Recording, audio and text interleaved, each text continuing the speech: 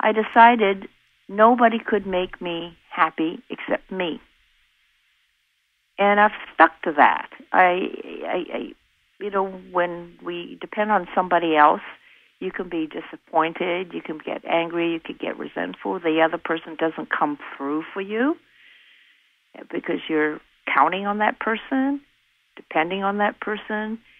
And I realized, hey, this is not going to happen. I am responsible for my own happiness. So I choose to be happy. I choose to be an optimistic person. When I was first diagnosed in 1989, it was very scary. I was the first one in my family. And you hear that a lot. But I'm the first one in my family. I don't have to, go and get my mammogram when I turn 40, et cetera, et cetera. Oh, no. Guess what? There's always the first in the family to get it. Some families, you might be genetically predisposed to it. But other families, I was the first, and I have 3 sisters. I have 2 sisters. Thank God everybody's okay. Yeah, and I have 2 brothers. And so I'm the youngest of 6. And my doctor told me, he says, well, you eat well, you don't drink, you live a very healthy lifestyle. So in 1989, 22 years ago, he said, the only reason I can think is because that you grew up in New Zealand. And immediately the light bulb went out. In New Zealand, the dominant protein there is lamb. What does that mean? It's a red meat. And then dairy. I grew up drinking milk that came from a bottle delivered to my house with an inch of cream on the top, and that was dairy. And I found out some interesting things that I'm getting digressing here. They can even tell now. We didn't know about electro pollution, and nor did we have the degree that we do now, but they know that electro pollution can change the cells in your body and alter your immunity, your brain chemistry severely. We have never had this level of microwave stations all over, wireless stuff, all this dirty electricity that you write about in the book. That's number one. But number 2, what they found out also has to do with the hormones, that there were a lot of women on hormones they shouldn't have been on. They weren't bioidentical. They didn't have their hormones tested. They had too much estrogen in their body. So who knows? No, but before that, Kim, there was chemical pollution. Our food was being genetically being altered, and we're ingesting that food. Corn-fed cows, for example. You know what? I don't know how long it's been going on. I thought it was more new than old, but maybe it's been going on much longer.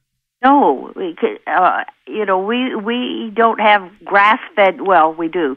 Grass-fed cows and grass-fed, mammals now. We're eating corn-fed. Everything's corn-fed.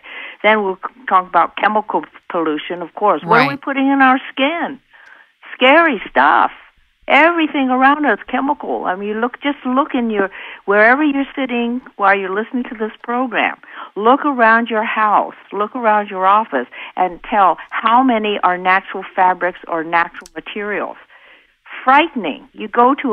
I went to a car dealer, and there's a 4x4 sticker on the window, the driver's size, and printed in like 3-point type, says, warning.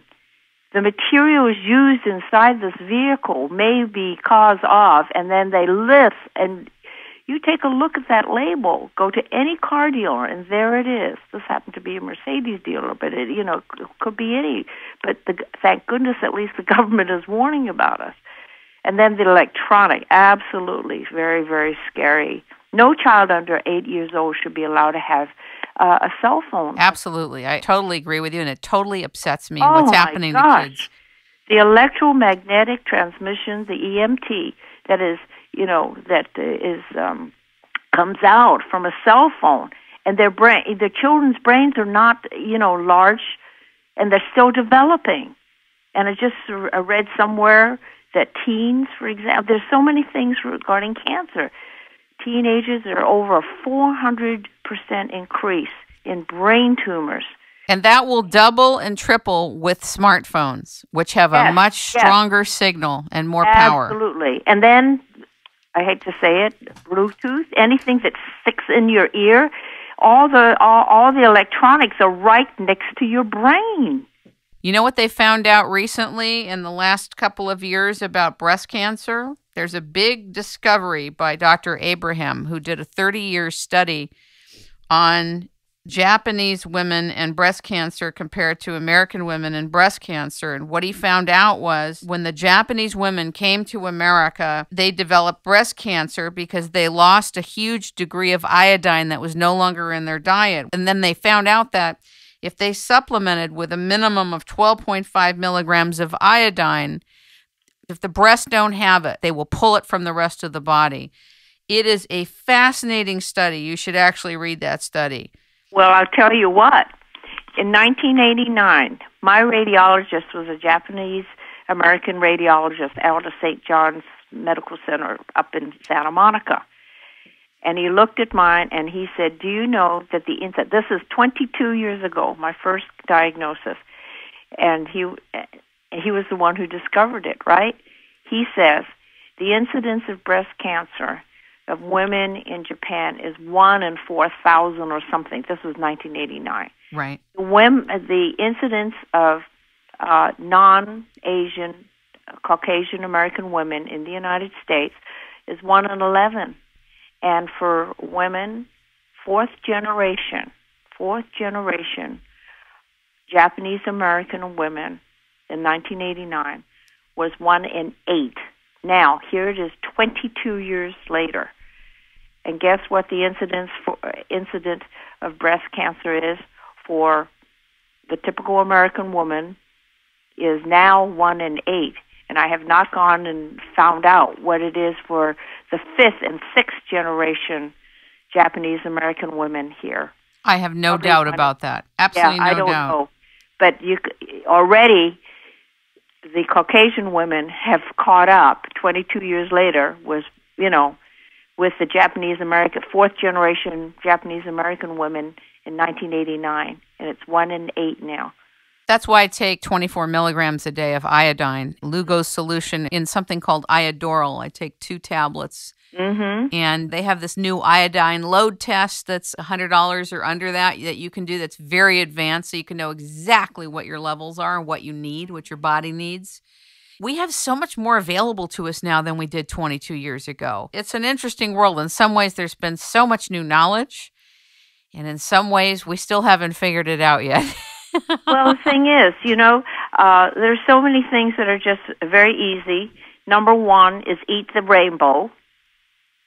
Eat the rainbow. The more colorful your fruits and vegetables are, that's what we should be eating, okay?